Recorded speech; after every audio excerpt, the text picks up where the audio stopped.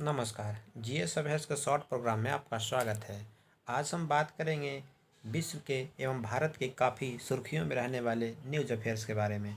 अगर हमारे चैनल पे आप नए हैं तो हमारे चैनल को सब्सक्राइब करना ना भूलें, ताकि इस प्रकार की सभी सुर्खियों से आप वंचित ना हो सकें। तो प्रथम है, खेलो इंडिया यूथ गेम 2021 में शामिल हुआ योगासन। योगासन को शामिल कर लिया गया है खेलो इंडिया यूथ गेम 2021 में। तो चलते हैं। खेल मंत्री किरण रिजिजू ने योगासन को पारदर्शिता खेल के रूप में विकसित करने के लिए खेलो इंडिया यूथ गेम 2021 में शामिल किया गया है। पुरुष और महिला दोनों श्रेणियों के लिए योगासन खेल को खेलो इंडिया यूथ गेम 2021 में शामिल किया गया है। किरण रिजिजू ने लोकसभा में जवाब दिया है कि सरकार ने देश में योगासन को प्रचार और विकास के लिए राष्ट्रीय योगासन खेल महासंघ को मान्यता दी है। नवंबर 2019 में महासचिव के रूप में HR नागेंद्र के साथ योग गुरु बाबा रामदेव की अध्यक्षता में एक अंतर्राष्ट्रीय योगासन खेल महासंघ का गठन किया गया था। तो इस बार खेलो इंडिया यूथ गेम 2021 में योगासन को शामिल किया गया है। तो चलते हैं नेक्स्ट पे। नेक्स्ट है, अनीस शाह होंगे N&M के प्रबंधक निदेशक और CEO, यानी कि CEO एंड प्रबंध मैनेजिंग डायरेक्टर के रूप में अनीस शाह को नियुक्त किया गया है। तो अनीस शाह जो महिंद्रा एंड महिंद्रा के प्रबंध निदेशक और CEO के रूप में कार्यभार संभालेंगे।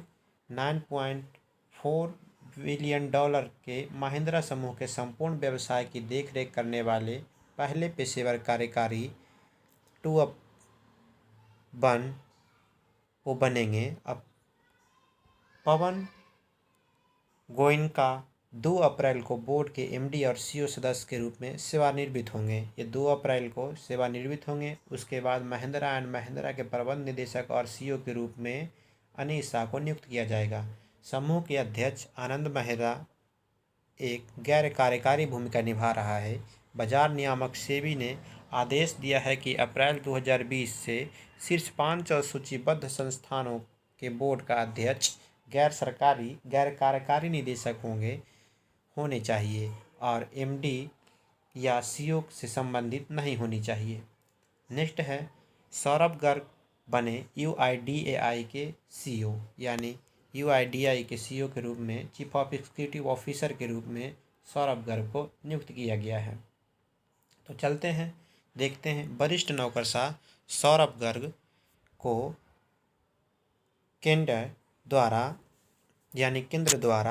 प्रवासी नौकरशाही के फेरबदल के हिस्से के रूप में भारतीय विशिष्ट पहचान प्राधिकरण के मुख्य कार्यकारी अधिकारी के रूप में नियुक्त किया गया है। वर्तमान में गर्ग अपने कैडर उड़ीसा राज्य में सेवारत हैं। वह 1991 बैच के IAS अधिकारी हैं। कैबिनेट की नियुक्ति समिति ने कार्मिक मंत्रालय द्वारा जारी गर्ग के CEO UIDA के पद पर अतिरिक्त सचिव के रूप में नियुक्त करने का आदेश मंजूरी दे दी है। नेक्स्ट है, UIDAI की स्थापना 2009 में की गई थी। इसका मुख्यालय दिल्ली में है, यानी स्थापना 28 जनवरी 2009 को, मुख्यालय नई दिल्ली में। याद रखना है, सौरभ गर्ग बने हैं UIDAI के नए CEO और MD। नेक्स्ट पे चलते हैं। आतिश चंद्र बने भारतीय खाद्य निगम के CMD, यानी कि FCI के CMD के रूप में अनीश चंद्र को नियुक्त किया गया है।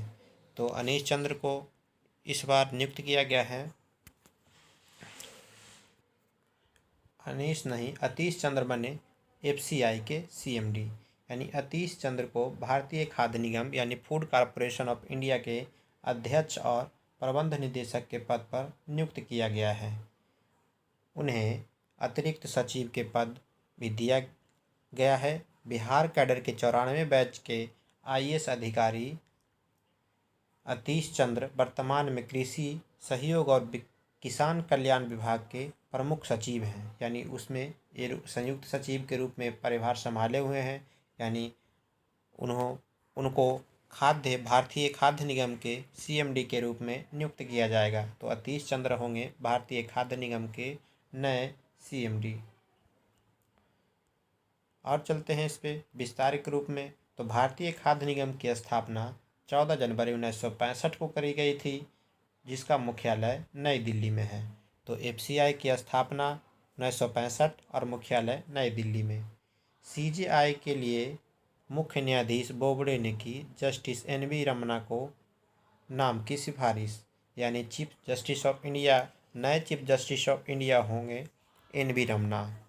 यानी कि न्यायाधीश बोबड़े, जो शरद अरविंद बोबड़े हैं मुख्य न्यायाधीश, उसके जगह पर अब एनवी रमन्ना का ने स्थान लिया है। सीजेआई बोबड़े 23 अप्रैल को रिटायर होने वाले हैं। इनसे पहले ने सरकार ने न्यायमूर्ति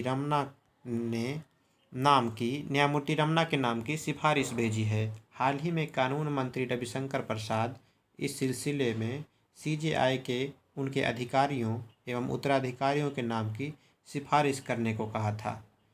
न्यायमूर्ति रमन्ना 24 अप्रैल को भारत के अगले मुख्य न्यायाधीश के रूप में कार्यभार संभालेंगे।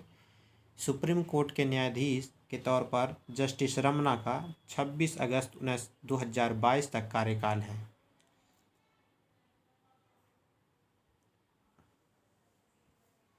उसके बाद मानक प्रक्रिया के तहत मुख्य न्यायाधीश की नियुक्ति सुप्रीम कोर्ट में वरिष्ठता के आधार पर होती है। नेक्स्ट पे चलते हैं। नेक्स्ट है भारतीय सेना को मिलेगी ताकत, अगले 4 साल में मिलेगी 1300 लड़ाकू गाड़ियाँ। रक्षा के क्षेत्र में आत्मनिर्भरता को लेकर सरकार ने एक बड़ा कदम उठाया है। वाहनों को शामिल करने का काम 4 साल में पूरा करने का योजना है। मंत्रालय ने कहा है कि रक्षा मंत्रालय ने मेक इन इंडिया को और बढ़ावा देने हेतु भारतीय सेनाओं के लिए 1300 हल्के विशेषज्ञ वाहनों की आपूर्ति के लिए MDSL के साथ एक अनुबंध पर हस्ताक्षर किया है। लाइट स्पेशलिस्ट व्हीकल स्वदेश निर्मित है और इसे महिंद्रा डिफेंस सिस्टम लिमिटेड ने तैयार किया है। ये कम्बैट व्हीकल छोटे हथियारों के वार से निपटने में सक्षम है। यह सेना की छोटी टुकड़ियों के लिए मददगार साबित होगा, जिन्हें युद्ध क्षेत्र में इसकी ज़रूरत होती है। तो 4 साल में ये स्वदेशी रूप से मेक इन इंडिया के तहत 1300 लड़ाकू गाड़ियाँ के रूप में भारतीय सेना को मिलेगा, जिसका निर्माण जो है महिंद्रा डिफेंस सिस्टम लिमिटेड ने तैयार किया है। नेक्स्ट है DGCA ने लिया बड़ा फैसला, यानी 30 अप्रैल तक जारी रहेगा अंतर्राष्ट्रीय उड़ानों पर प्रतिबंध। यानी director general of civil aviation ने यह फैसला लिया है कि 30 अप्रैल तक अंतर्राष्ट्रीय उड़ानों ये बंद रहेगा। DGCA ने कोरोना के बढ़ते मामलों को देखते हुए एक बार फिर अंतर्राष्ट्रीय उड़ान परिचालन पर लगे प्रतिबंध की अवधि को बढ़ाकर 30 अप्रैल 2021 तक कर दिया है। हालांकि मामले की गंभीरता के आधार पर सक्षम प्राधिकारियों द्वारा चयनित मार्गों पर अंतर्राष्ट्रीय उड़ानों की अनुमति दी जा सकती है। देश में कोरोना महामारी के प्रभाव फिर से बहुत तेज़ी से बढ़ रहा है। कोरोना के बढ़ते मामलों के कारण देश के कई राज्यों में लॉकडाउन की परिस्थिति पैदा हो गई है। DGCA ने कोरोना संक्रमण के तेज़ी से बढ़ते हुए खतरों को देखते हुए अंतर्राष्ट्रीय उड़ानों पर रोक लगाने का फैसला किया है। नेक्स्ट है 67वां नेशनल अवार्ड छिछोरा बनी, यानी छिछोरे फिल्म का नाम है छिछोरे बने बेस्ट फिल्म अवार्ड। यानी कि अब देखते हैं कौन कौन सा बना है, ये पूरी लिस्ट नीचे दिया गया है। इस दौरान मलयालम फिल्म जल्लीकट्टू को बेस्ट सिनेमेटोग्राफी के लिए नेशनल अवार्ड दिया गया है। वहीं केसरी फिल्म के गाने तेरी मिट्टी में मिल जावा के लिए बी प्राक को बेस्ट सिंगर का नेशनल अवार्ड से सम्मानित किया गया है। 67वें राष्ट्रीय फिल्म पुरस्कारों में Malayalam film Marakkar lion of the Arabian Sea को बेस्ट फीचर फिल्म का अवार्ड भी मिला है। कोरोना वायरस महामारी के चलते यह सेरेमनी 1 साल लेट हुई है। हर साल 3 मई को होने वाली इस अवार्ड सेरेमनी का आयोजन नेशनल मीडिया सेंटर में हुआ, जहां पर केंद्रीय सूचना एवं प्रसारण मंत्री प्रकाश जावड़ेकर राष्ट्रीय फिल्म पुरस्कारों की घोषणा की है। इसी के साथ इस शॉर्ट प्रोग्राम समाप्त होता है। फिर मिलेंगे किसी नए सेशन के साथ, तब तक के लिए धन्यवाद।